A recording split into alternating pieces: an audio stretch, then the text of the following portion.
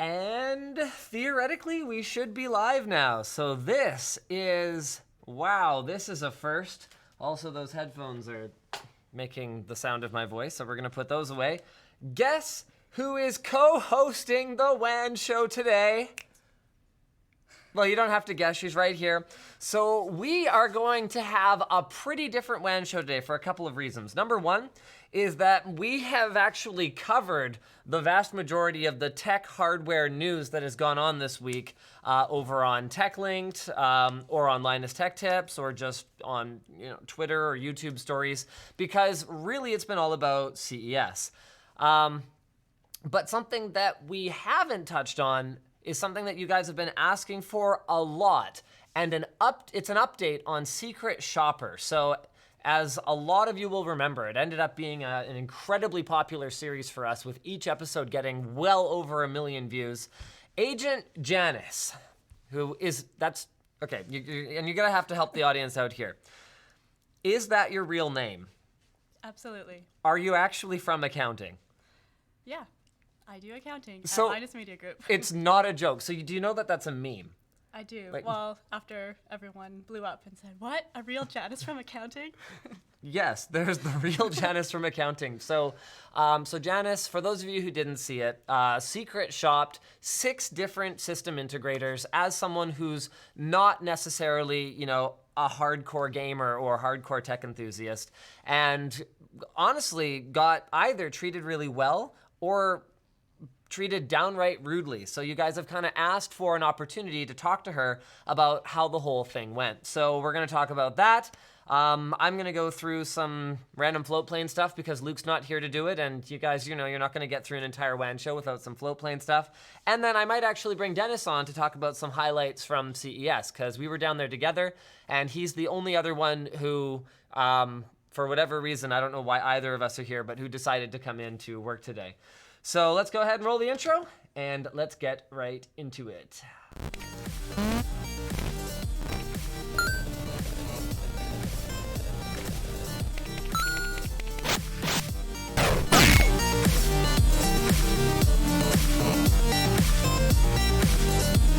A lot of comments.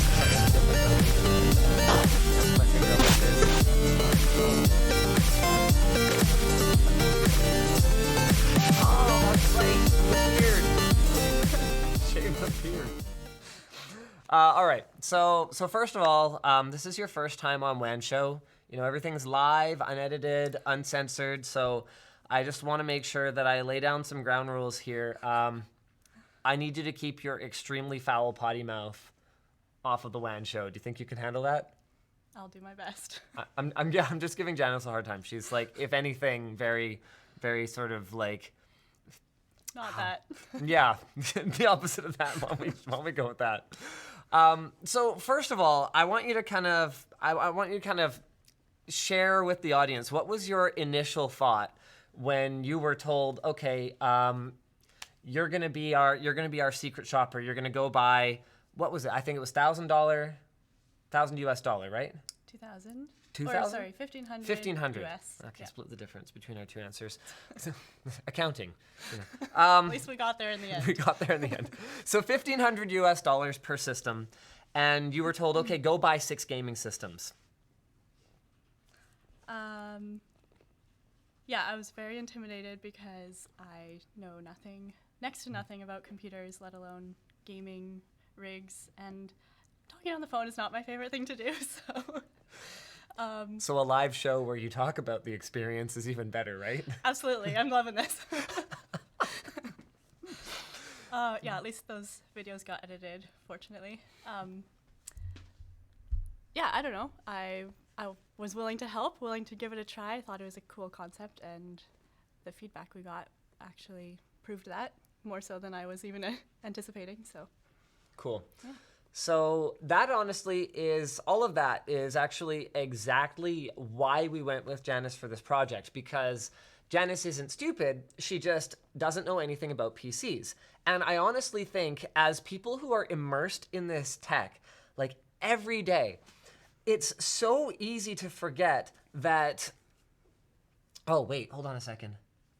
Oh, okay, never never mind. AJ's posting a thing there. So it's so easy for us to forget how overwhelming all the like speeds and feeds and specs. Acronyms, numbers, letters.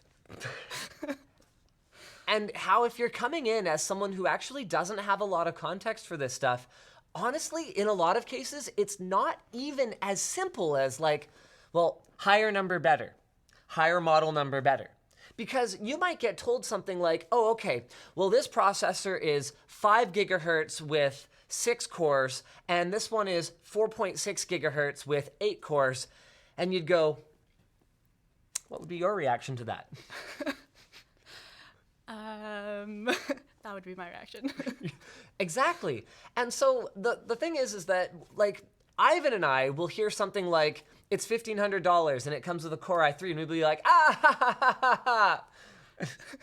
And that's not a funny joke to anyone who hasn't spent literally years keeping up with this stuff.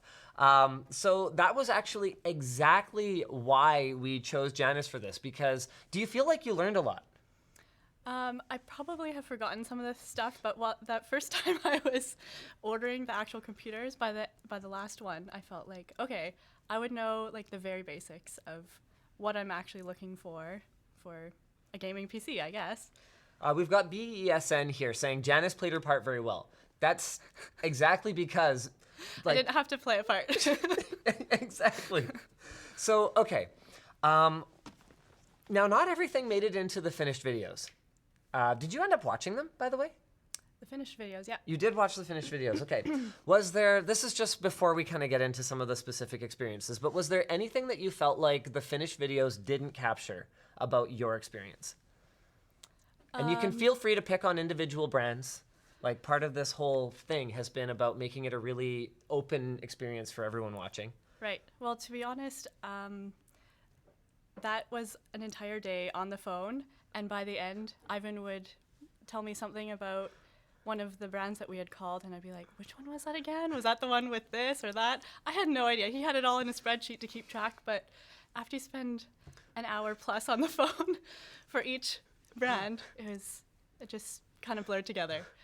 And also, I knew I didn't have to keep track of it, so just kind of like let that slide. Fair enough. I mean, I guess that's the only way you can survive, spending like 4 hours on the phone with tech support in one day. Well, yeah, the other thing, I didn't keep track of those things, but the videos certainly didn't show how tedious it was.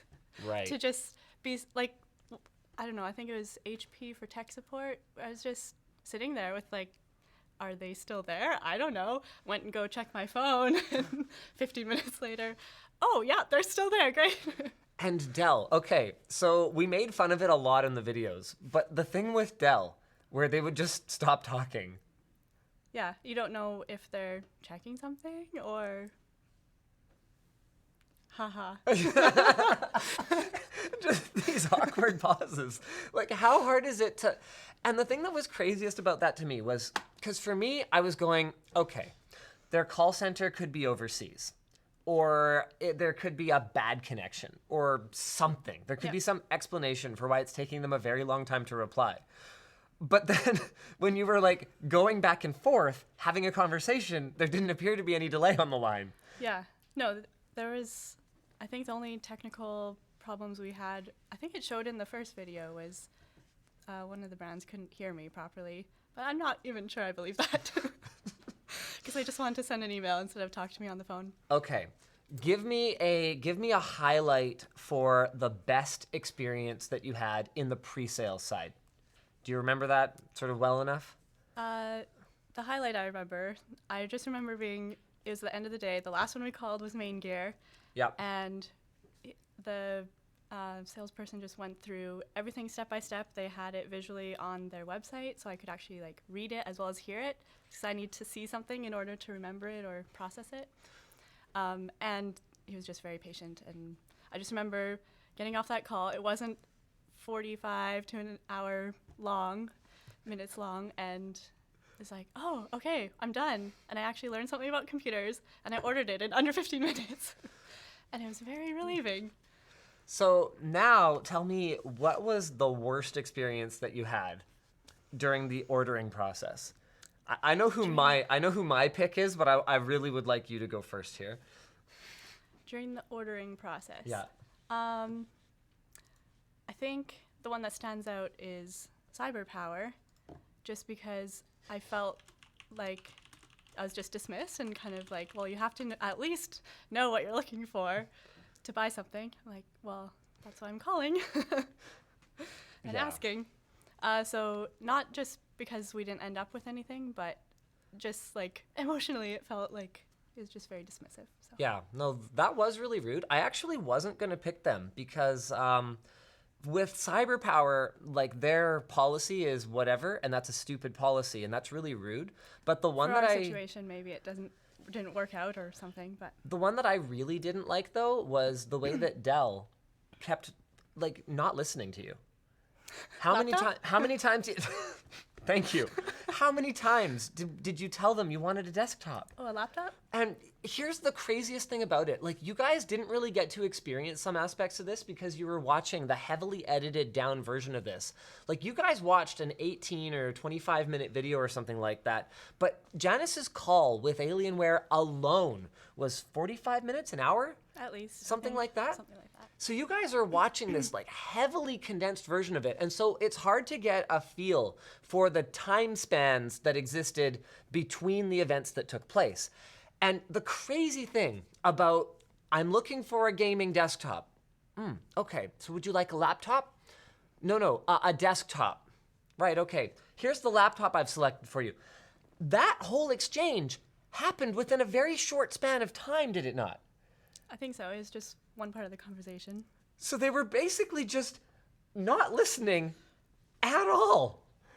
And then to like, you could go, okay, well, like the rep just, wasn't paying attention. But if I recall correctly, weren't you talking to someone else when they kept hearing you say, I would not like an extended warranty, and they kept asking you if you wanted one? I think I don't know how many different people it was, but I got switched back a couple times about the extended warranty and then back to the same person, or I don't know who it was, but asked multiple times. That's true. That was frustrating. All right. So let's move on to tech support. What was your highlight for tech support? I'm trying to remember. Those ones blur together a little bit. And also I was on the first call, I was super nervous because I've never touched the inside of a computer. Right. And so I was just nervous, like, oh, I'm going to be filmed doing this brand new thing that I don't know how to do, guided by this company that I don't know that I trust to help me. And people are just going to watch. So, well, when you put it that way. So a highlight for that. Nothing really stands out, to be honest. Really? As okay. Well, besides the end of the day, it was like, okay, we're done. Okay. What about a low light? Tech support. So this is when you're trying to swap the RAM, Yep. and you get everything from them having sort of a pre-canned video to them giving you kind of timestamps to them having like sort of a really unprofessional video, and then to just being told if you don't know how to do it, then you should probably get like maybe a man. Is there a man in the house to do it for you? Was sort of the vibe I got from that one, but I don't know. Maybe you felt really differently about it. To be honest, at the time, that one didn't bother me in the moment. Really? Like, looking back on it, I realized, wow, that was incredibly rude. Okay. In the moment, I was just, I don't know, I just thought it was kind of funny. Probably because I wasn't an actual customer wanting actual support, Right. which makes a huge difference if you're like, you're wasting your time, you're Right. Trying really hard to get them to help you. Right, because like in the context of a real world situation, you've probably already burned like an hour or 2 hours of your time Googling it or asking a friend or whatever else. Yeah. So finally you've given up and you've gone, Fine, I'll make that phone call. fine. And they basically tell you, go Google it or ask a friend. And you're like, Yeah. no one likes an endless loop when they're trying to get help with something. No, and that's, I think, the other low light, besides realizing how much of a low light that was, I think it's HP that was the last one we called, and it was just like this forever, never-ending loop of transferred or being on hold for like 15 minutes while someone goes and researches something. And it took way too long. The craziest thing about that is that wouldn't have had to take so long if we had just let them do their solution. So it already would have taken a long time. It would have taken like 45 minutes if we had just let them send you RAM. Right. But then that was such a stupid solution. We kind of wanted to give them a chance to, like, they were just going to ship To be on par with the other. They were just going to ship her a stick of RAM without ever making any attempt to diagnose it after spending 45 minutes kicking her between US support, Canadian sales. No Canadian support appears to exist, so whenever we tried to get transferred to that, we ended up on US support again. I think we talked to US sales at some point or another. I'm pretty sure there were 4 different departments I talked to. I think so. And so we had to kind of like prompt them. Well, hey, you know, what if, and they're like, oh yeah, that's pretty common. That's the other thing is, okay, I got this stick of RAM in the mail. What do I do with it? Do I have to call them again and go through the whole thing again? Like, I wouldn't know how to put it in. Anyway. Okay. So one of the toughest questions, guys, we're gonna queue up a little bit of Q&A here. So floatplane viewers, go ahead and drop that in the chat. I'm not sure how long stuff stays. It might kick it away, so maybe please try not to spam it too hard. But I want to do a little bit of Q&A with Janice. But first, I just have like kind of a huge question for you. Hold on. Okay. Sounds intimidating. So we're working on a new merch item. What do you think of these boxers? Really important question. Let's see. They're pretty cool. Have you tried them? 10 out of 10 would wear. 4 out of 10. Personally, would not wear. I want to know your opinion though. I actually quite like them. I think we might make the design printed a little bit bigger, like a little more coarse, so that the LTTs are bigger, the lines are bigger, and there's fewer of them. I think it's a little bit busy right now. Yeah, I wouldn't have noticed the LTT actually. Yep. Just at first glance, but the Linus Tech Tips on the top is nice. Yeah. Band. So there you go. There you go. We're anyway, that's not actually what I wanted to ask you. It's just, yeah, I'm just promoting our merch. No, the real thing I wanted to ask you was, knowing that the top performing systems, the ones from iBuyPower and the ones from HP. So those two were the highest performance. So knowing that they outperform the main gear by a significant margin, like double digits. They're not twice as fast, but I think they're about 20 to 30% faster in games. Okay. So knowing that, what would you go back and buy? Like, honest to goodness, as a customer who cares about the entire experience, because that's the thing. As a customer, you will have more than just the experience of owning the final product. Do you value those other things, or do you just want the best thing for your dollar and you'll put up with potentially a couple hours on the phone with tech support to resolve it?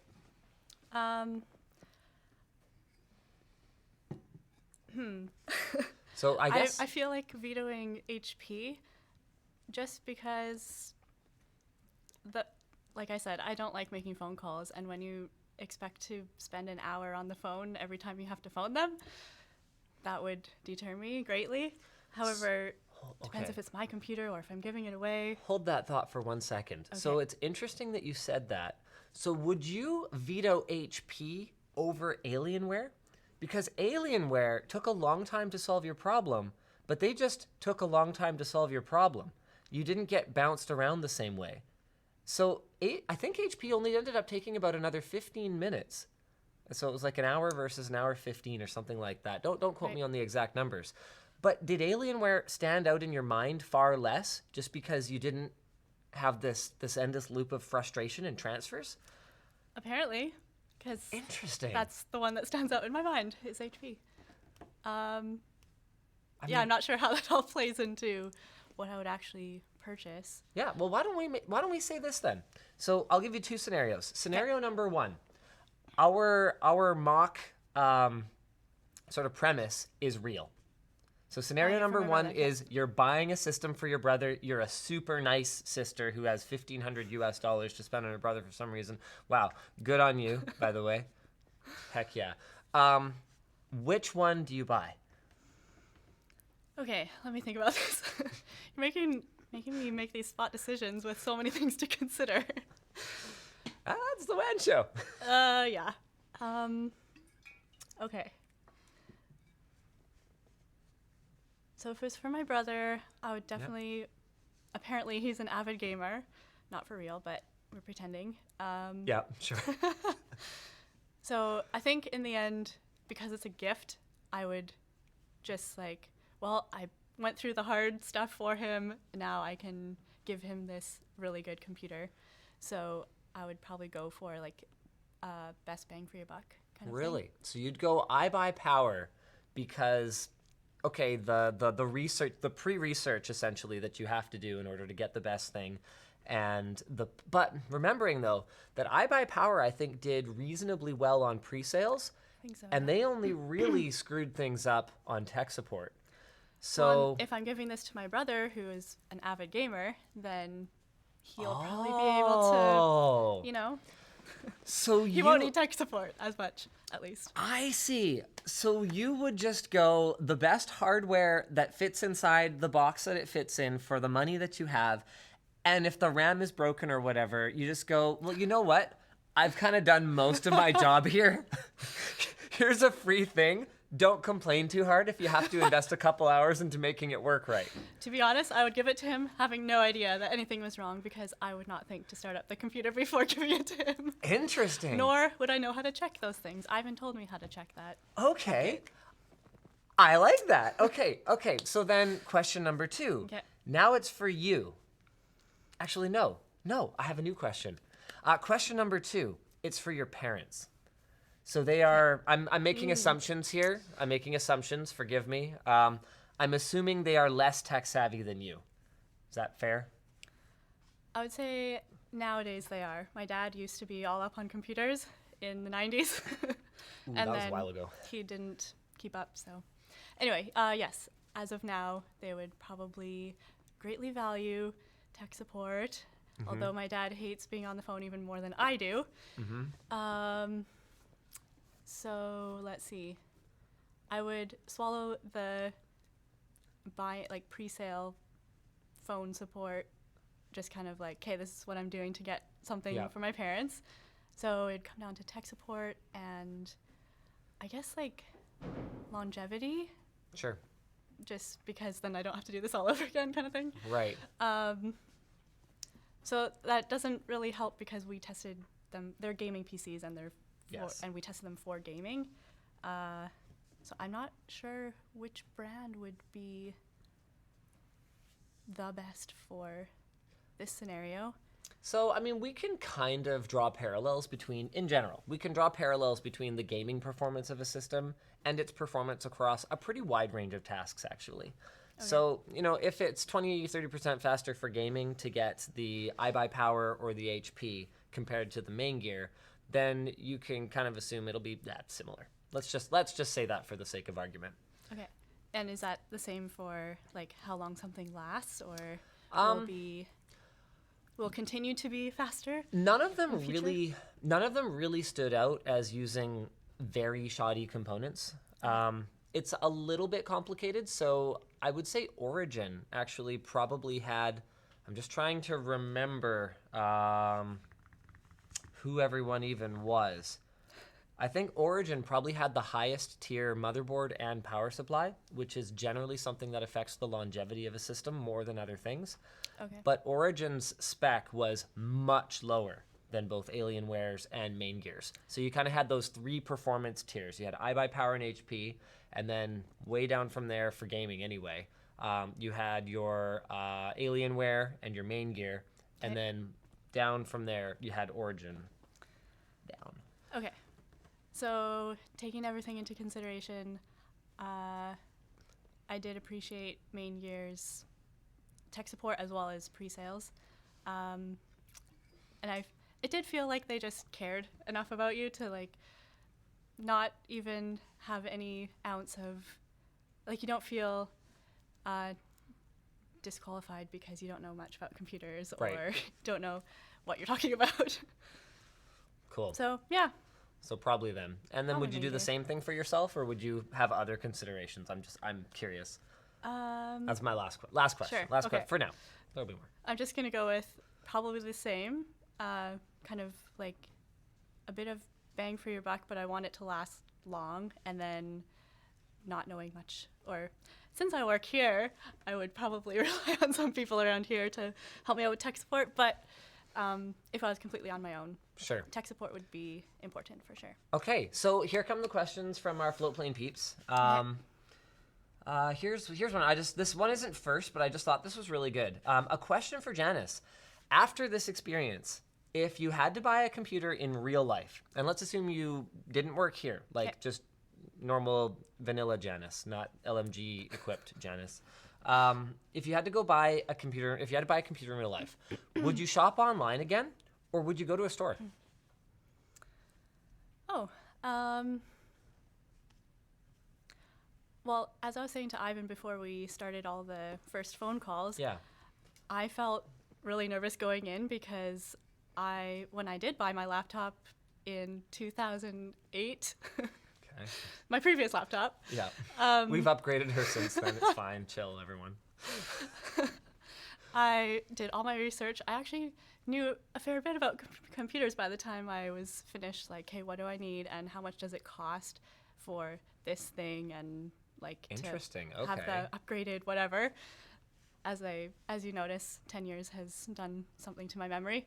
But so personally, I would be online. I would research about computers in general, and then I would research about prices and where to get things and how much shipping costs included in that, because Right. obviously that's a factor in the final price if you're having to pay for shipping as well. So I probably wouldn't call people if I didn't have to. It'd be like an online experience. Yeah. Got it. Okay. Now that's really interesting because I didn't even really think to include as a separate section of this, sort of trying to shop on their sites before resorting to a phone call as part of the pre-shopping experience. Is that something that you did poke around at on your own, but that we just didn't include in the video, or did you have any thoughts there? I didn't have time nor was allowed to do that before the video, just to make it fair across the board. Sure. So no, that was not part of this whole experience at all. It was just like make a cold call and ask for a gaming PC for my brother with a budget. So that was, yeah, I've done that personally, but it was not part of this experience. Interesting. All right.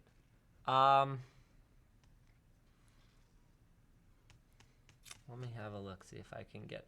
Yeah, we've got a lot of people actually talking about getting phone anxiety and feeling exactly the same way as you, where they wouldn't actually want to call into anywhere No. in order to buy something. I would go into a store if I had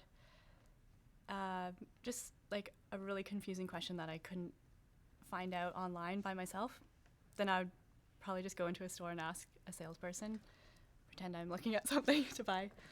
Oh, this is a really great question from Anthony J. Campo over on Floatplane. Okay, so after this experience, knowing how difficult it is, because I mean, if you were buying a computer for yourself, another sort of something you brought up is that it wouldn't necessarily be a gaming computer, right? So this question's great. Knowing how difficult it was to extract useful information from PC manufacturers, be it through their websites or be it through talking to them directly on the phone, would you just say, you know what? Forget it. I'm going to buy a Mac. Answer honestly. Like, it's fine. No one's going to judge you, because even whatever you say, I kind of have a spiel that I'm going to go into here for Sure. a little while anyway.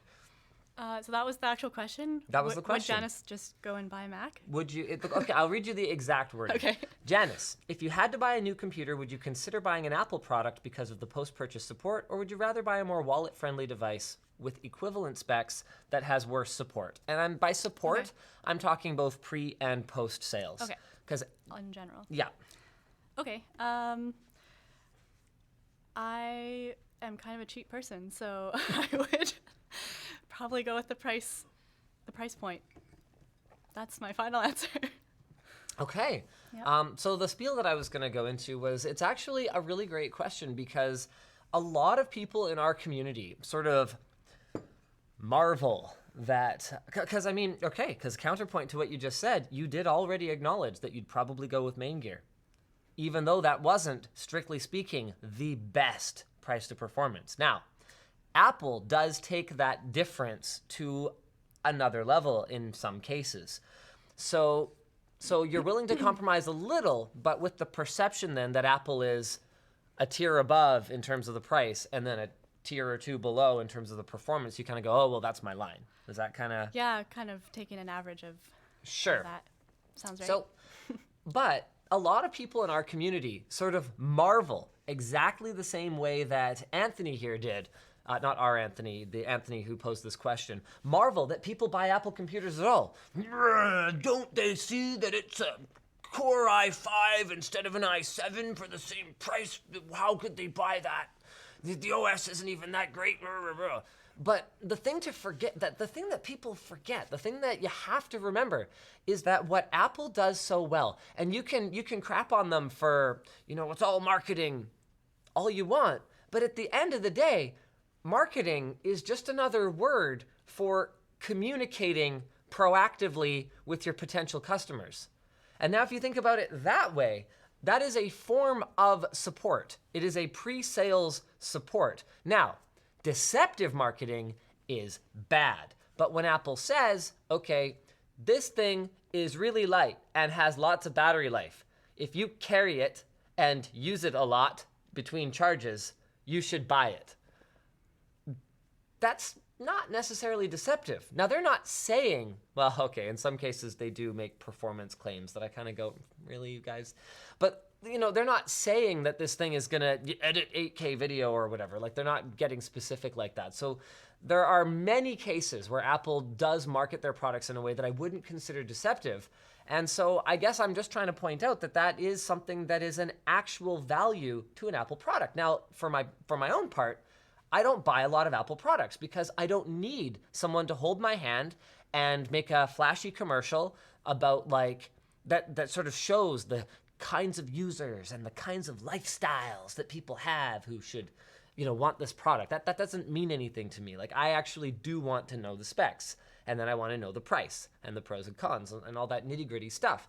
But that's basically your answer, is in just the same way that Janice was like, yeah, I'd probably go main gear, knowing that there's this, would you say there's a certain degree of trust? Yep. Trusting that you're going to get good information on the front end and that you're going to get good help on the back end. Yeah, I'm willing to compromise some raw performance in order to sort of have that certain degree of trust. And even though Apple has made a ton of mistakes over the years, the reality of it is that many of their customers don't keep the products long enough to experience these kinds of longer-term failures, or they just simply aren't affected by them in the way that power users who make a lot of noise online are. So Apple still manages to hold on to this high degree of trust with its users. And it's something that I think a lot of people find baffling, but here we are. So I thought that was a really interesting question. Let me have a look here. Always tried to mail. I wasn't there. PC built on. Okay. Actually, there's not that many. There's not that many questions here, so that's pretty cool. I can actually have a look and see if anyone left a super chat as well. Okay, there's a bunch of stuff here. Are you an Android or iOS user, and why? I think I know the answer to this, but go ahead. Linus knows because I am an Android user, only because the phone came from LMG. Well, not only because, but that is why I am right now. We'll go with that. I don't think, were you on the iPhone before? No, I've never. I owned an iPod Touch many moons ago. That's my only Apple product. So full context here, Janice only has a modern smartphone because back when she was still doing babysitting for us, her Christmas bonus was a new phone because I couldn't watch her use the thing she had anymore. My brother's old one. I was just like, this is terrible. This is like... It was nice and small, though. I'll give it that. Okay, all right, it was small. That's wonderful. It's a solid benefit. Yeah, I think. Oh wow, no, there's actually a lot more. Okay. Actually, one last question for you, and then I'll probably have Dennis come in and talk about some of the stuff we saw at CES. This is from Ari SC. Would Agent Janice ever consider going undercover in person? How's your in-person anxiety compared to your phone anxiety? Like running around and like secret shopping Best Buy, Memory Express. What are your thoughts? I would say, okay, I have 2 points. One is that sometimes in person is easier than the phone as far as like anxiety and that kind of stuff goes. 'Cause Really? It's a little less unknown. You can read someone, that kind of thing. Interesting. That's, okay. So that's kind of leaning towards in person. But the other part was that Ivan was actually with me on the calls or in the same room while I was calling, and to kind of navigate some of this stuff and provide reactions. That was very helpful. There were a few times where I'd just be like, what do I need to do right now? What if we just had like actually like Agent Janice, like the little squiggly thing behind the ear, and you had like the earpiece and just put your hair down? Just, but That'd probably make me nervous because I'd be like, they can see what I'm doing. Whereas the phone would obviously hide more. So I don't know, pros and cons. And remember with the phone, because the thing about in person is that, and this is, I'll speak to my own experience first, and you can tell me if you feel the same way, but in person, I find one of the most difficult things about it is that it tends to be a really high pressure sales scenario, because everyone knows, if you're in sales, you've been trained on this, I guarantee it. Everyone knows that once the customer walks out the door, your chances of making the sale drop precipitously. Like when they're still in the door and you're still having a conversation, you are deep into double digits chance of making a sale. When they walk out the door, it falls to low single digits, if it's even all the way to 1%. When someone leaves, you're basically done, because they're going to walk into the door somewhere else, and that person will be a better sales rep than you apparently, and will not let them out the door without setting you up with the right deal. So knowing that you would have to like decline people in person potentially. I mean, I guess you're buying a system every time. If I knew I was buying something anyway, then there's like a lot less pressure. However, if I was shopping personally for my own computer or whatever device that I don't know anything about, then yes, there would be a lot more pressure. And I don't know. Yeah, in some ways the phone, you can hide behind it, and in other ways it's still kind of a anxiety producing type of thing. Yeah, I get more anxiety in person than over the phone for sure. But I mean, it's all down to the individual, which is why, we actually had a lot of people comment on the videos. I saw a handful of these where people were like, why are you calling them anyway? Who does that? But that's the thing, is like, that's why not everyone's the same as you. Sorry. And that's why companies are supposed to have chat, email, phone. There's many possibilities. Because that's how you provide a good customer experience. You have to allow for someone to prefer talking on the phone to someone. Like, I actually strongly prefer especially when I really don't understand something very well, I strongly prefer to talk to someone on the phone, because then I get a chance to explain what it is that I want, rather than just hoping that the information is there and available for me to glean from their website or whatever the case may be.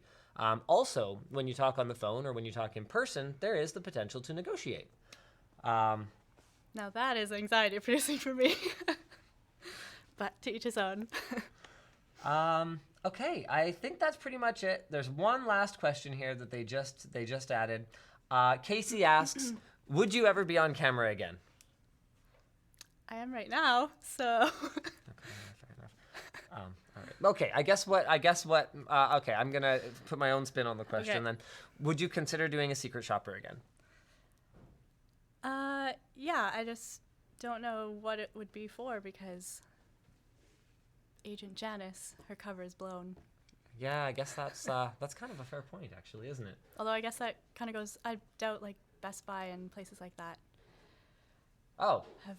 Matthew Swanger says, Janice was awesome on the series, sent $5 and said, this is for her, not you. So there you go. Thanks, Matthew. Thanks, Matthew. By the way, that's not the way super chats normally work. I just thought it was really funny that it was specifically not for me. You guys don't send super chats that are like, this is for Dennis, this is for Nick, and this is for Luke. Like, we don't audit them that way. But there you go.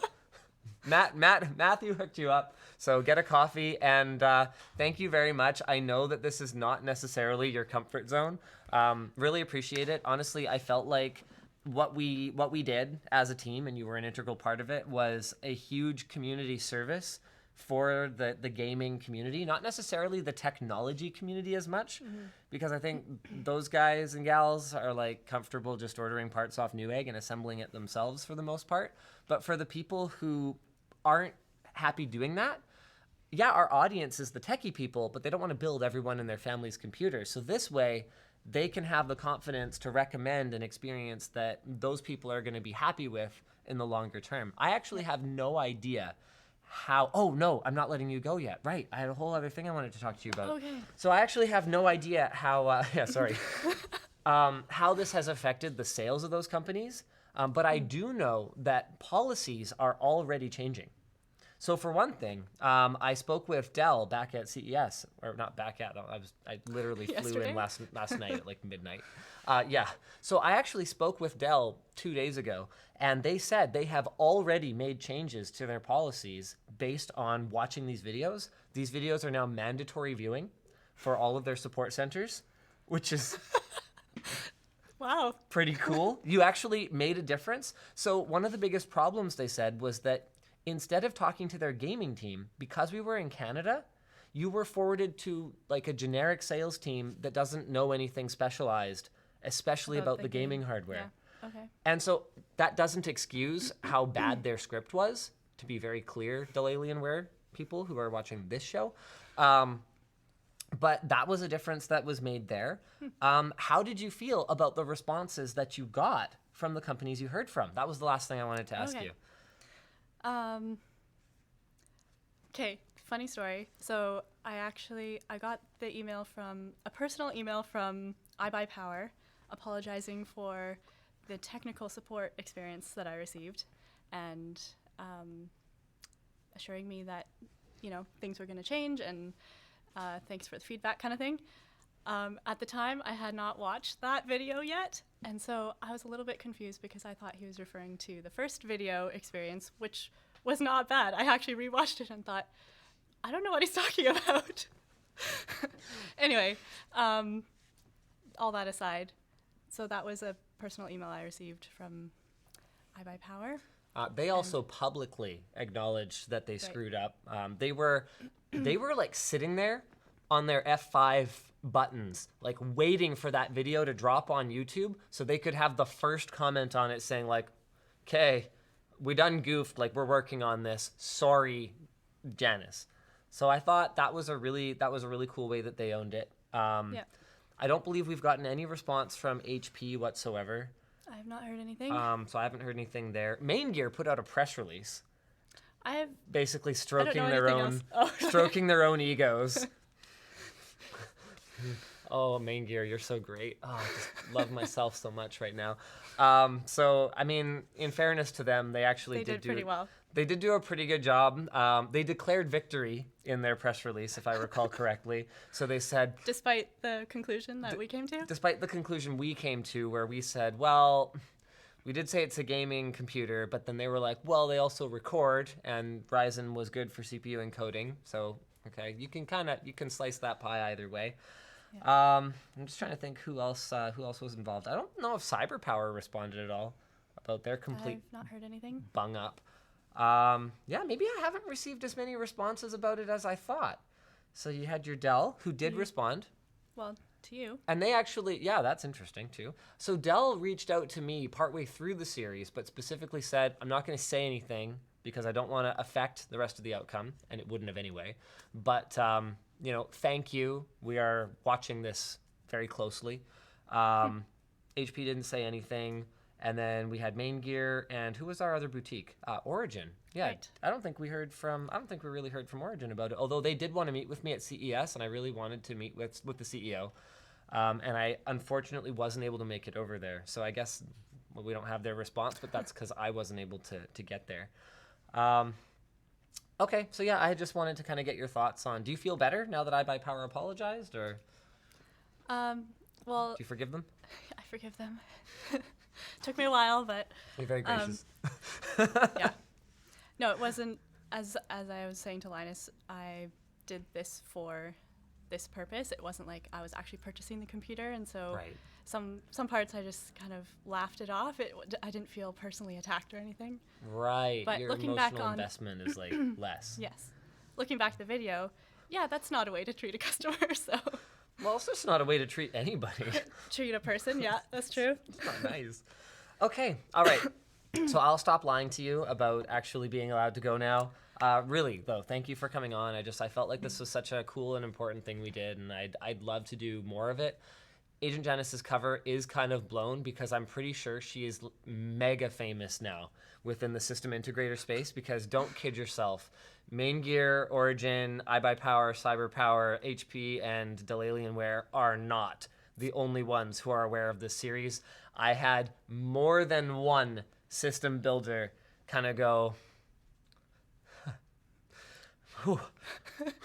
And Made out of that one. not because they don't like try to do a very good job, but just because the thing with a secret shopper setup is one bad rep Yep. can make your whole company look really bad. So it's a high risk reward. And remember, we were down in Vegas. Everybody's gambling, but that is a high risk reward kind of proposition there. Do you mind grabbing Denis on your way over here? Will do. And don't forget your $5 from Matt or Got whatever. it. Yeah, Matthew Swanger. This is like Janice was awesome on the series. This is for her, not you. Linus, all caps. You'll just drop it anyways. So there you go. All right, and we don't normally do that, but Janice deserves, if nothing else, like a coffee break on account of what she went through for that thing. Yeah, she was awesome. Ivan was awesome. Pella deserves mad props because those videos were not easy to edit. You know, taking 3 hours of like phone calls. Like he probably had to sit on the phone longer than Janice did. That's actually an interesting way of thinking about it. All right, while I'm waiting for Denis, and we'll talk about some CES recap stuff, I'm gonna go ahead and sponsors. Woo! Denis, why would you run right in front of the camera, dude? I You're heard killing you, me here. actually. You're killing me here. Oh, I was gonna do sponsors before you got here. There was no particular hurry. I was running. I can't breathe. I use all my energy at CES, so no more walking, running this year for me. This year? Yes. You know it's like January 11th. Okay, I'm throwing that out there. Why are you even at work today? Because I'm editing. I have one more. Yeah, presumably if you're at work, you're doing work. Yeah. Oh, but like. There's one more CS video I had to finish. Oh, all right. Okay. fair And enough. some stuff.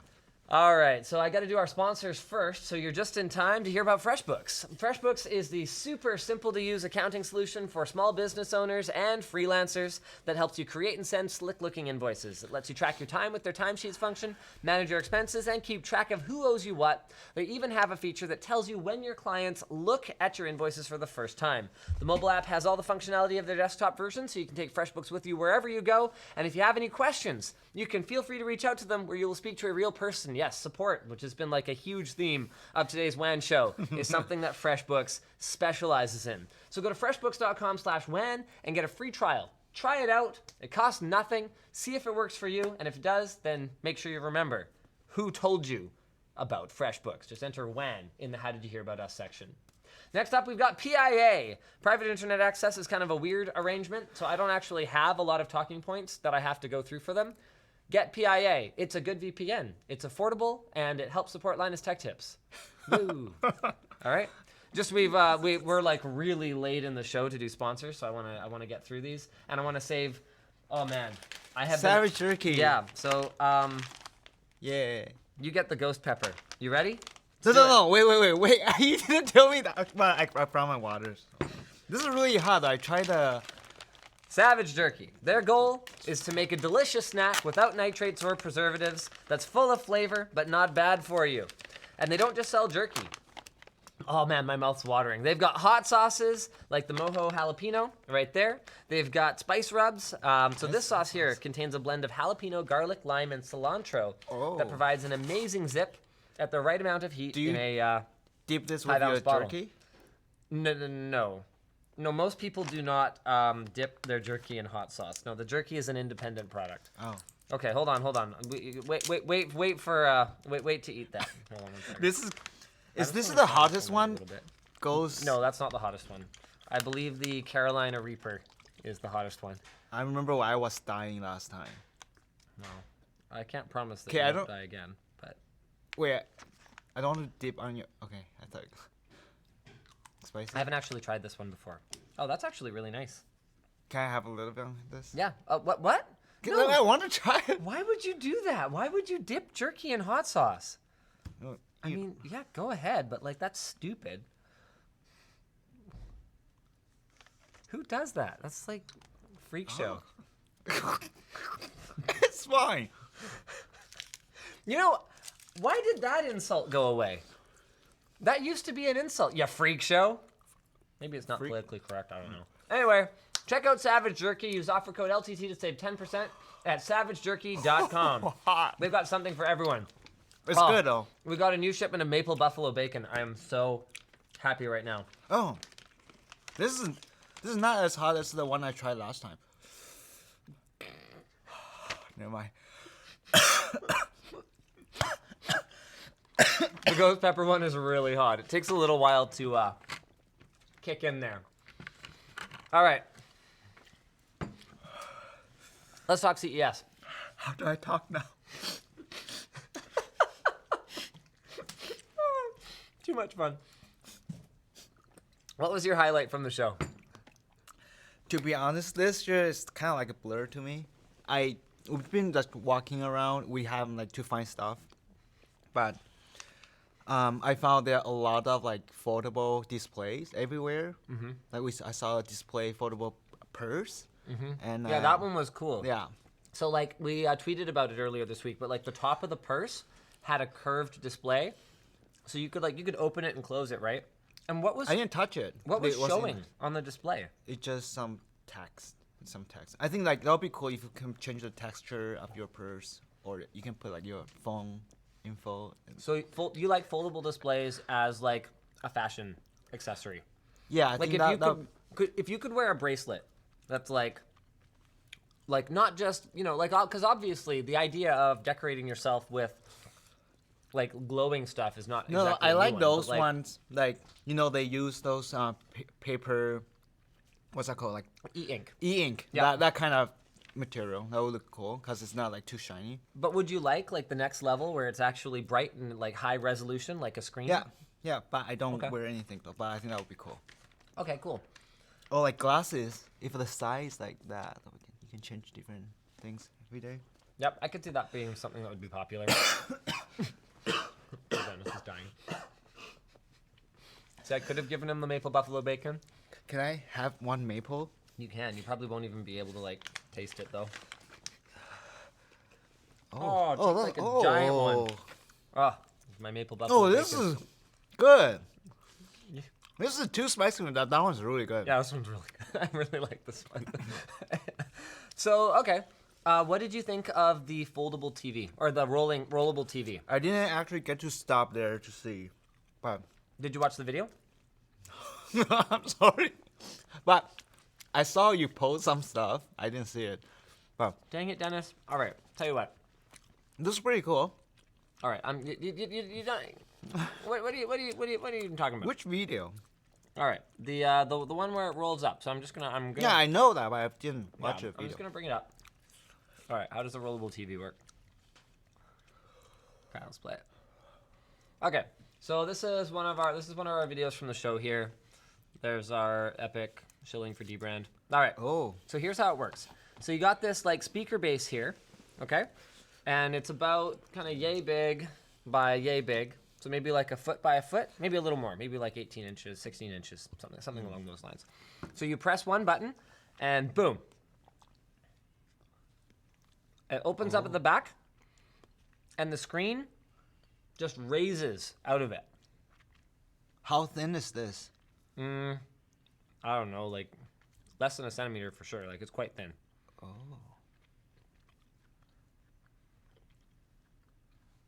Is it like wobbly or is Nope. So there's these two arms at the back that kind of like come down like this, and like they support it at the back. okay? Now I saw one viewer mention that there was a little bit of like kind of rippliness to the screen. Honestly, seeing it in person, I think the camera picks that up more than your eyes do. To me, Yeah. from anything but a very extreme situation where I have like a hard light and I'm looking directly at the angle of incidence, I think it's called. I don't remember. Anyway, the angle of reflection. Like if I'm looking directly at a hard light using the TV as a mirror, it's noticeable. But in person, looking at actual content, it is not noticeable. They say it'll do it 50,000 times, up and down. Oh. But it's only 65 inches. And if previous pricing of Signature Series models is anything to go on, I would expect it to cost anywhere in the neighborhood of $15,000 to $15,000 US. That's OLED, right? You betcha. There. That's how thin it is. Oh, I think that's like. It's just as thin as the one we saw in Korea, right? One of the. Yep. Yeah. Oh. That's really cool. So that was one of the big highlights for me. Anything else stand out to you? There's a thing every year I see. It's not computer stuff. Yeah. You know those things that you step on it and those things that Yeah. the thing just move around Yeah, I know the like ones. a pad thing. Yeah. Every year it's just there, and like a bunch of people are lining up to try that. I just feel it's really funny. Okay, okay. Why don't we talk about some of the other seemingly off-topic stuff? Did you notice how many massage chairs there I were? know, and that's what I'm gonna say. I was going to say that. There are so many. So many of Yeah. them. Who is buying these? My parents, they did. They bought one 20 years ago. Okay, your parents also own this weird like Oh, horse yeah. riding thing. Yeah, they did. Okay, yes. They bought it like 25 years ago and never used it. It's just like a giant garbage there sitting there. It's just so big and you don't really sit on that thing. But the one I saw at the CS is even bigger, but it looks really comfy. But I want to try it, but I wouldn't buy it. Remember I did try it in Computex, the foot massage one. It was so tight. It's like breaking my legs. But I don't know. It's like everywhere. What did you think of the AI laptop demo? Um, Because you edited that one, right? I did. So Sorry. Gigabyte showed off.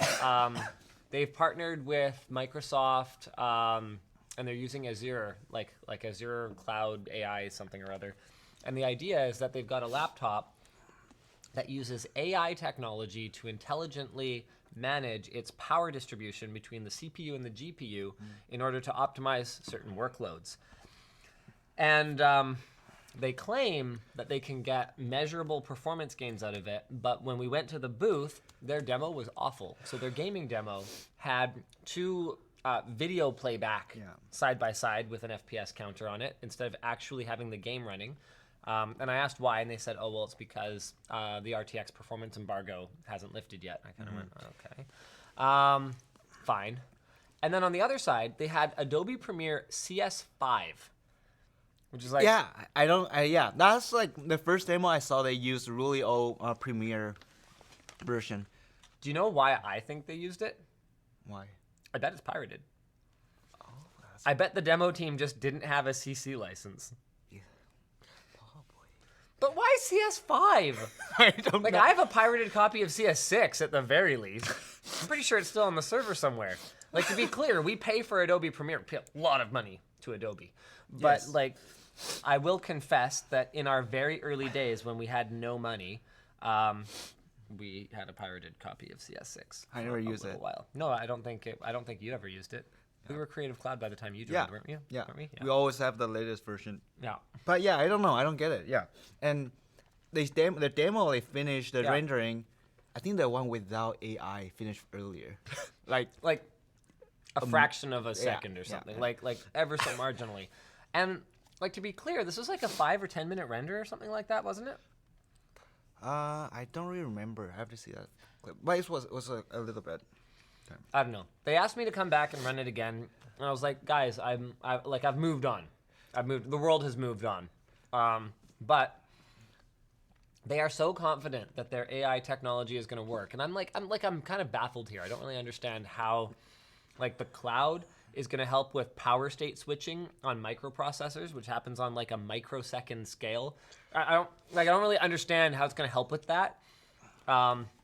But they insist that their AI technology works, and we're going to do a review of that laptop. It's the Aero 15, and we're going to kind of see how that goes. Stay tuned for the video. We go through the Aero 15 in a little bit more detail. So funny. So the fact that the computer fell apart when I picked it up, that is not staged. It was just not screw? Yeah. Oh. It was just on the show floor, just sitting there with no screws in it whatsoever, and I picked it up and it just came apart. And I checked the other ones, and they were all fine. They were all put together. It just happened to be that the one that I had them unlocked so I could hold it up while I was talking about it just completely fell apart in my hands. Oh, that's Hilarious. Weird. So, yeah, maybe their demo just not like good set up. Yeah, no. Maybe they need to reevaluate how they set those things Yeah. up. Okay, I want to go through one more thing that I thought was really cool, and I want to get your thoughts on this. Okay. So, OLED. You've seen OLED screens before. Oh yeah. Yay or nay? Yay. Well, I mean, no, but don't Sure, say what you think I want to hear. I like that. I know. I like the darkness, like true dark, and like it's really thin. Yeah. Okay.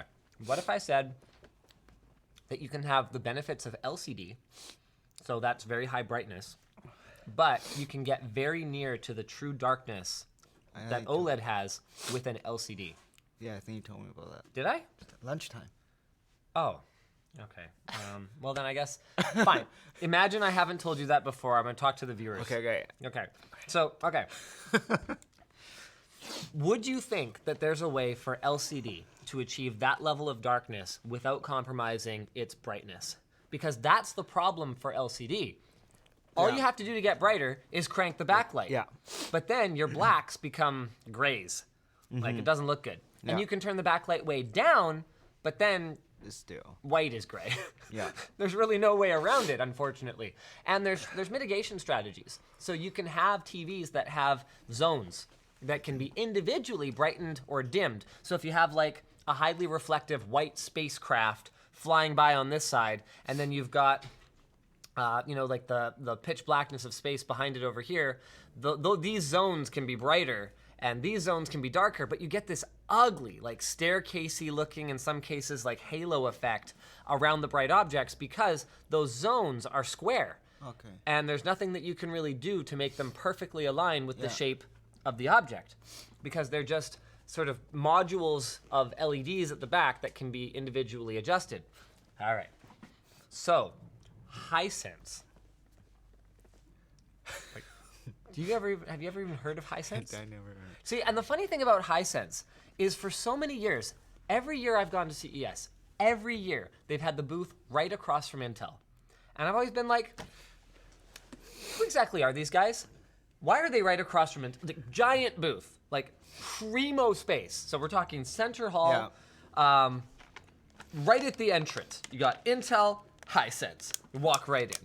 And I'm like, what even are these guys doing here? Because their booth was just always, and maybe I missed a couple things here and there, but I didn't think so.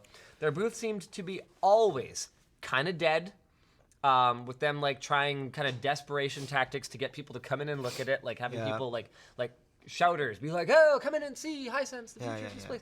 And then like very mediocre displays, like super mediocre, like a gen or two behind, or like showing the latest cool thing like 4K, but like it looked bad, you know? So Hisense, of all people, and I thought, well, maybe they're just like huge in like Asia or something, but like none of your friends had a Hisense TV? Like I need to know what's called in Chinese. Oh, okay. Well, we can probably do that. I'm sure they're going to say. Hisense. It's from China, right? I believe so. They apparently have a U.S. site. Hisense. Here we go. There. Native name. No, I don't know. Never heard of that. No. So they were founded in 1969.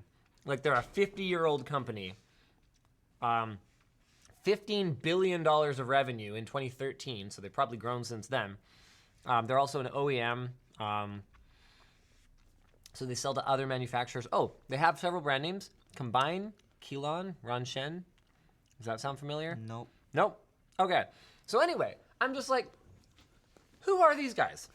But James said, okay, Linus, you got to go look at this. They've got an LCD that achieves near perfect black without that halo effect of a full array local dimming backlight. And so what they've done is basically they've got a normal backlight, Yeah. full backlight.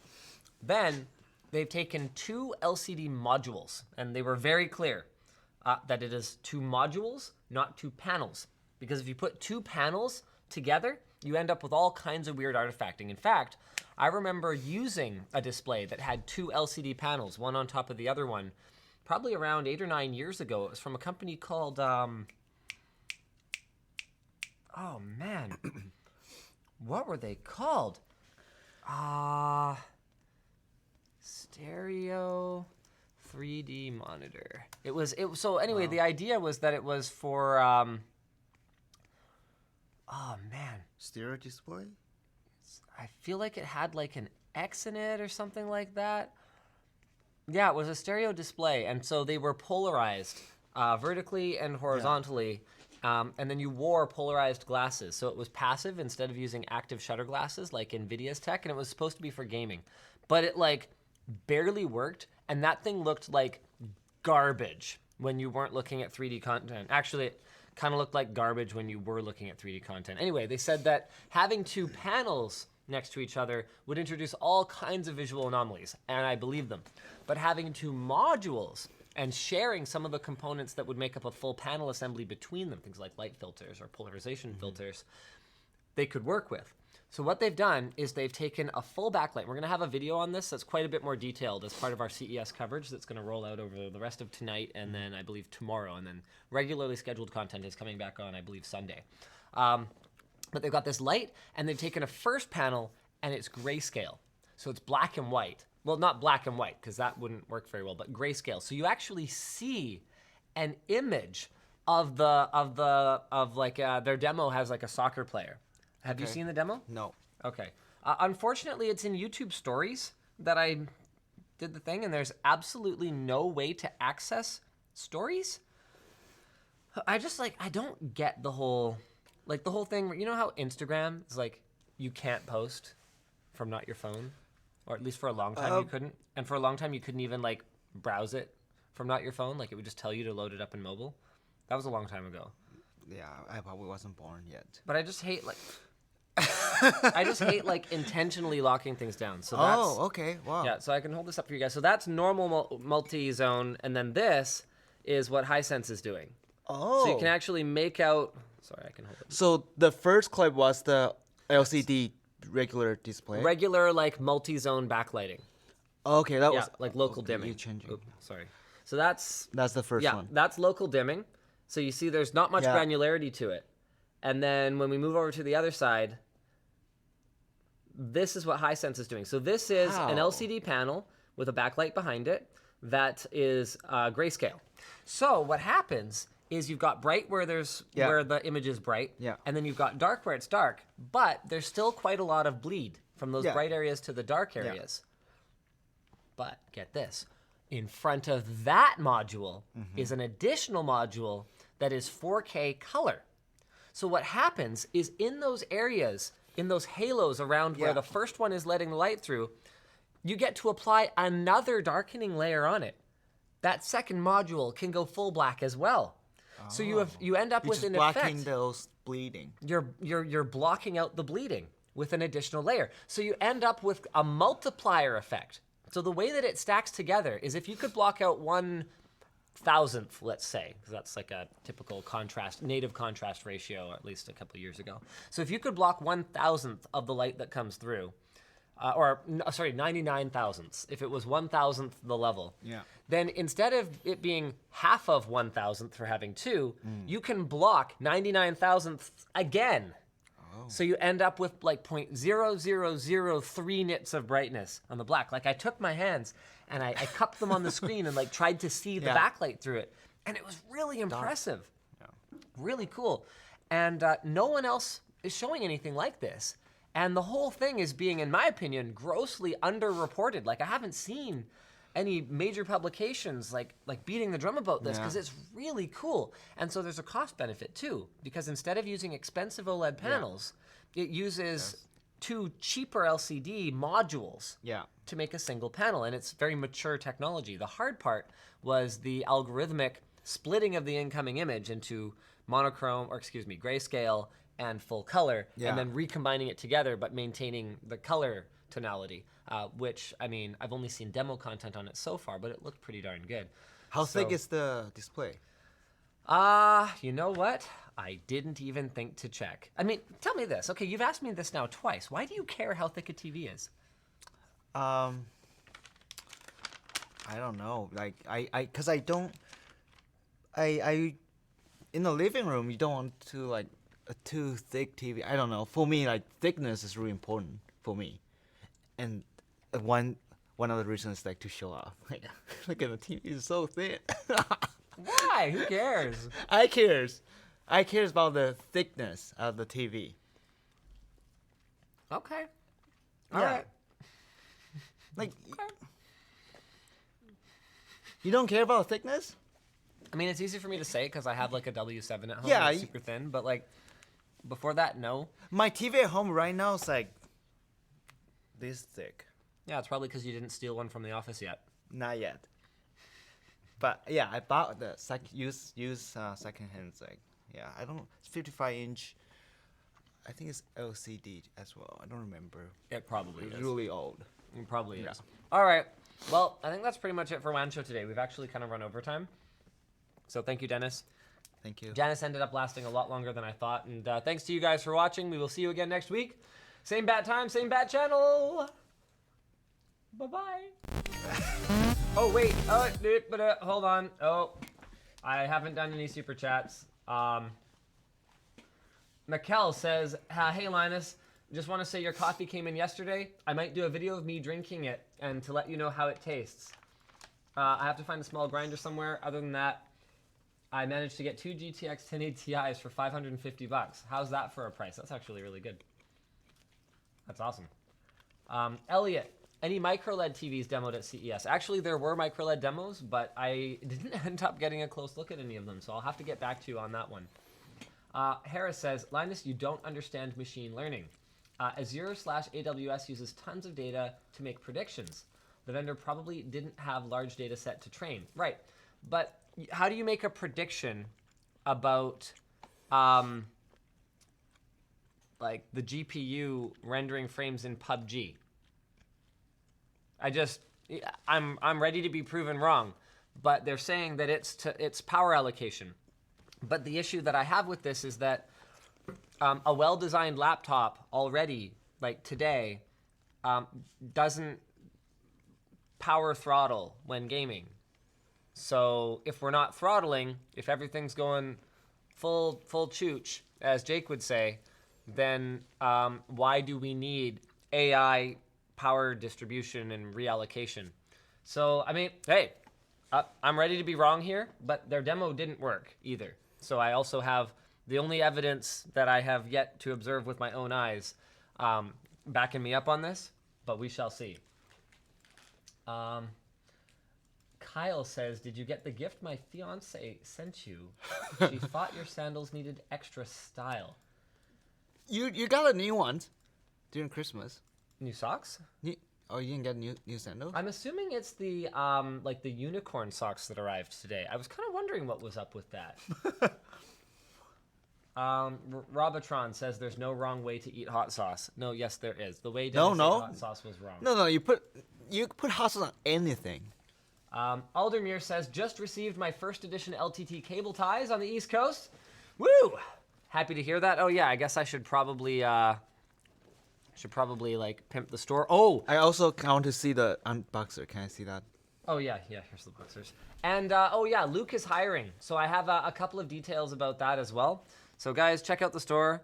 It's actually doing really well. I'm kind of impressed. So there's cable ties, there's a couple shirt designs. We're gonna have new shirt designs hopefully fairly soon. And then the stuff that like, the reason we have a full-time person, because I'm sure anyone looking at sort of like 9 months of work and going, okay, so you've got what, like 2 new shirt designs and like a Velcro tie would probably go, that person really doesn't do a lot, do they?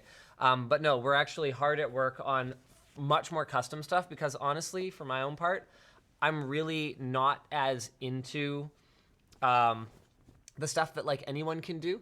Like shirts are great and people love wearing shirts and like, you know, repping us and helping support us and all that stuff. But I want to also do highly customized stuff like what we did with the WAN hoodie, but like more modern design, obviously. Like we're not just gonna reprint WAN hoodie. And like stuff that's really good. Like this Like uses... this box is really a nice material. Yeah. We're not cheaping out on any Oh yeah. aspect of Also it that we're this aware this of. shirt I got 2 and it's These are really nice, aren't yeah, they? Yeah. So I mean, I guess I haven't really talked about this on WAN Show. I'm gonna do Luke's thing first, and then I can kind of talk about why we revamped the merch store. So Luke is hiring. I'm gonna link this in the chat here over on YouTube because that's where the vast majority of you are watching. There we go. Oh, we had a big drop off. Oops, right, wrong keyboard. We had a big drop off when I said the show was over, and then now it's like picking up again because people realize that I'm not actually done. So we're searching for a developer that has strong aptitudes in Linux, RHEL, experience with orchestration tools like Ansible, Chef, Puppet, Terraform. Sorry, this text is really small. Terraform, Kubernetes, and has an understanding of virtualization and networking. I put a link in the video description. Actually, there's a link in the description as well on all platforms, as far as I know. There's a blurb there, reposting the infra position and with more. Oh, okay, we're also reposting our infrastructure position with more clarification of what we're looking for. And also just a reminder about the migration. If you are still paying for floatplane through the LTT forum, that is not going to be a thing anymore. Check out the sticky on the forum for details on how to move over to floatplane.com. We know floatplane.com doesn't really have a homepage. Chill, we're working on it, but the payment system works. Okay, so now we can go through the merch store. So basically the idea was that we were selling shirts that were like printed to order. So they were like direct to garment printing. And I just really wasn't happy. People would walk up to me at a show and I would like, part of me was like, I know that they bought this to like support us, at least partially, but like I'd look at the quality of the printing on it and I'd be really unhappy because I want everyone who buys stuff from us to feel like they had a really great experience, and I want like anything with our brand on it to be really nice. Mm-hmm. And what kept happening was we would get with merch companies and initially the quality would be great, and then it wouldn't be until, so our samples are all great, and then it wouldn't be until I run into someone at a trade show and it'd be like, okay, it might be a rip-off one. There actually, you can buy rip-off LTT merch. Yeah. Somewhere. Stupid. Anyway, it might be a rip-off, but I know there were at least a couple of them that were real and were just representative of the degrading quality of both. We've seen shirts swapped on us after the fact. We've seen printing processes swapped on us after the fact, and I just wasn't happy with it. So we've taken complete control back in-house of all of our merch, and so we're only using American Apparel shirts. We're only using a nice high-quality printing process, so you can see like this shirt is really vibrant. That's all we'll accept now. This is probably not going to be quite so vibrant because this sample has a white inside, which we realized is probably not a great idea for underwear. So we're going to do a black inside, and then we're going to do a screen printed thing on it, but we're working on water bottles. We're working on some really cool custom hoodies. We pulled a couple of the designs in the past, and people seemed pretty amped on them. And the boxers. So not cheaping out on materials. These use... These are like for sport, like exercising. No, they just kind of feel like it because this material is like super, like it's kind of stretchy and it's super soft. I forget what it's called. Lloyd would be able to tell me. But like, what do you think? It's really nice. I will like this. I think this is like for if you go exercising, will be those other like not just like cotton ones. This is more stretchy and more air can go through this. Yeah, I forget. I think I forget what the material is called. there's but, no well, there's no label tag. here. It's a sample. Oh. Yeah, this is just like a pre-production sample of it. The stitching looks nice. Like, yeah. I think this is the third company that we've had samples arrive from. But yeah, we've got a lot more work to do. Oh, Madao. Madao. That's what the material is called. Oh, who's watching? Nick. Yeah. So yeah, we just wanna like take it up to a completely new level, and the stuff's not gonna be super cheap, and it's gonna take a long time for us to figure out international shipping because we're sort of new at this being an e-tailer thing. But stay tuned, guys, because we've been hard at work on a lot of iterations of things in order to finally reach final product stage, and we want everything that we sell through the store from now on to be really, really good. So that's it, you guys. We will see you again for real this time next week. Same bad time, same bad channel. They're still watching you. What? It's ended. Can they hear me now? Yeah, they can. This one's so good. This is so good.